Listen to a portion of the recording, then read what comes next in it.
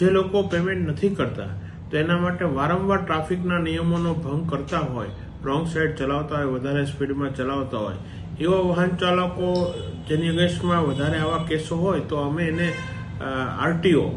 ને એનું licence suspend કરવા માટે અમે રિપોર્ટ લખીએ છીએ અને જેના પરિણામે આરટીઓ શ્રી છે એને નોટિસ પણ આપે છે અને નોટિસ મળ્યા પછી હમણાં મારે છેલ્લે વાત થઈ પ્રમાણે એ લોકો ભરવા માંડ્યા છે. આ ઉપરાંત અમે નામદાર કોર્ટને પણ અમે વિનંતી કરીએ છીએ અને લિસ્ટ મોકલીએ છીએ કે જેને વારંવાર જેના ચલણો મતલબ ઘણા બધા બાકી છે, પેન્ડિંગ છે,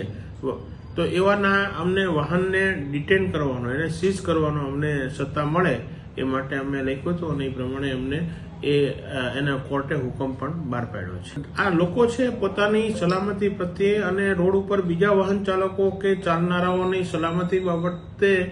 જે બેદરકાર હોય છે, જેને કારણે જોખમી લોકો માટે પણ હોય છે અને પોતાના ખુદ માટે પણ જોખમી સવારી હોય છે. તો લોકોમાં સલામતી જળવાય, વાહન ચાલકોમાં સલામતી રહે, રોડનો ઉપયોગ કરનારા તમામ વ્યક્તિઓ માટે સલામતી રહે,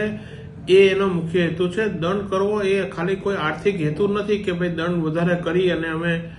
સરકારમાં વધારે પૈસા જમા કરાવીએ, પરંતુ એની પાછળનો મુખ્ય હેતુ જે સરકારશ્રીનો છે એ લોકોમાં સલામતીની ભાવના જળવાય અને લોકો છે એ યોગ્ય રીતે ટ્રાફિકના નિયમોનું પાલન કરી અને આ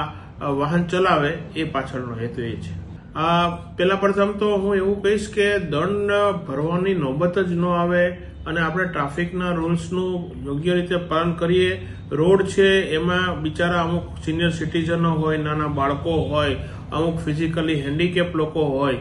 તો આ રોડ બધા માટે છે. તો આપણે જ્યારે રોડ ઉપર જ્યારે વાહન લઈને નીકળીએ છીએ ત્યારે પોતાની સલામતીનો જેટલો વિચાર કરીએ એટલો રોડ ઉપર બીજા લોકો જે લોકો છે જે એનો પણ સલામતીનો પણ વિચાર કરી અને આપણે એને ધ્યાન રાખવું જોઈએ અને આપણે એ રીતે પૂરી સાવધાની સાથે વાહન ચલાવવું જોઈએ. સાંજ સમાચાર ફેસબુક પેજને લાઇક કરો, વિડીયો શેર કરો અને વધુ વિગતવાર સમાચાર માટે sanssamachar.net વિઝિટ કરો.